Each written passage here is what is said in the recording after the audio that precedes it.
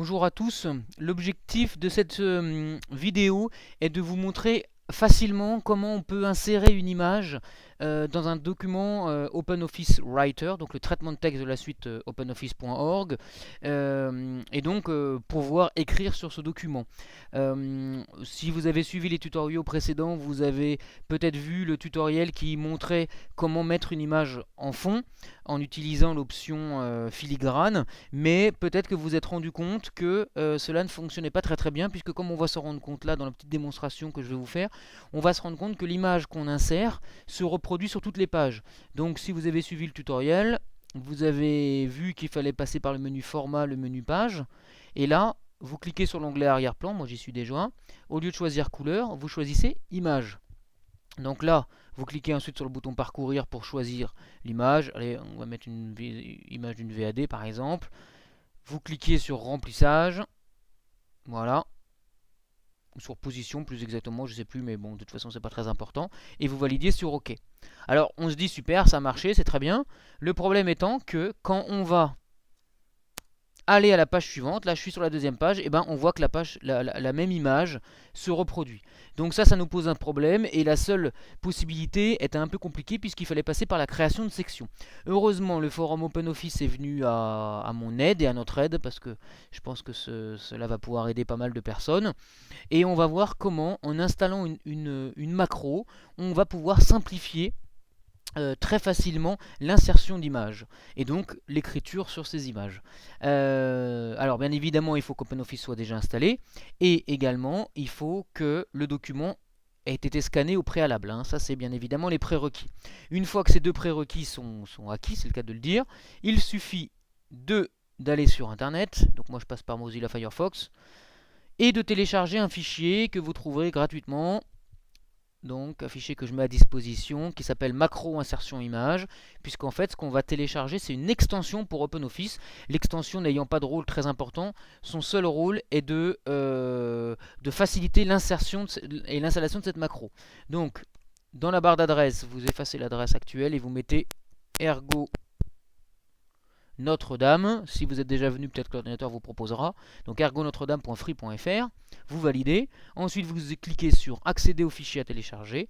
Et dans un dernier temps, vous cliquez sur OpenOffice. Donc là se trouvent tous les fichiers mis à disposition concernant la suite OpenOffice. Et il y a un fichier qui s'appelle macro insertion image en date du 22 octobre 2010. Alors le nom n'est pas entier, mais ça c'est pas très grave.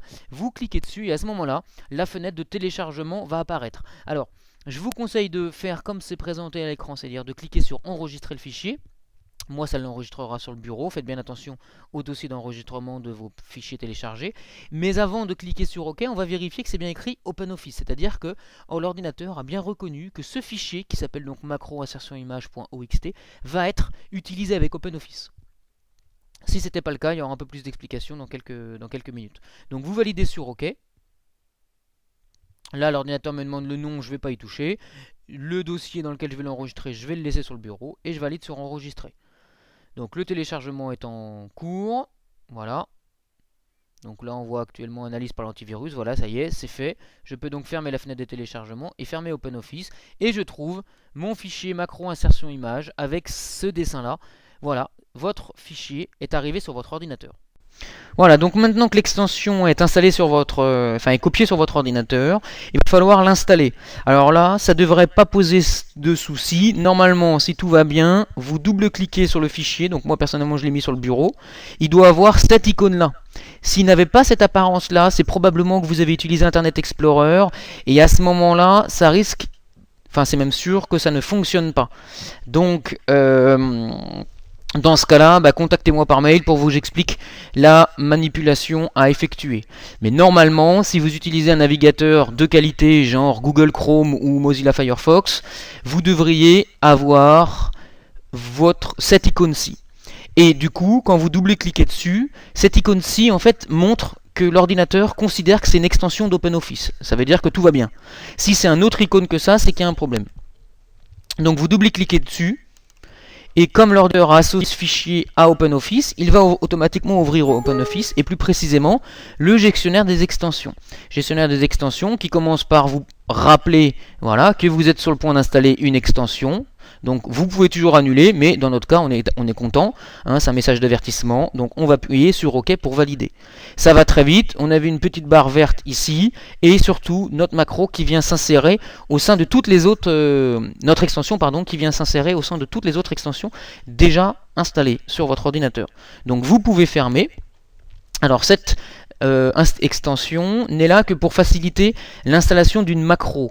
Donc si vous avez déjà suivi le tutoriel sur l'extension Vox et comment on peut ensuite utiliser cette extension Vox, et ben vous savez ce que c'est déjà qu'une macro, qui est donc l'automatisation d'une certaine séquence.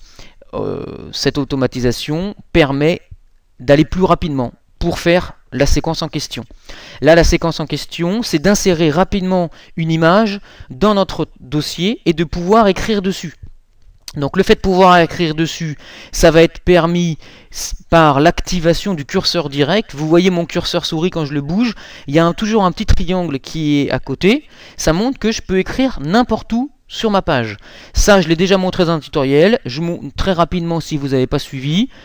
Vous cliquez sur Outils, vous cliquez sur Options, vous cliquez sur le petit plus de OpenOffice Writer, vous cliquez sur Aide au formatage et vous vérifiez que curseur direct est coché, que tabulation espace est coché et que activer est également coché. À partir de là, vous validez sur OK et vous allez retrouver dans la même configuration que moi. Donc maintenant, je vais vérifier que ma macro est bien installée.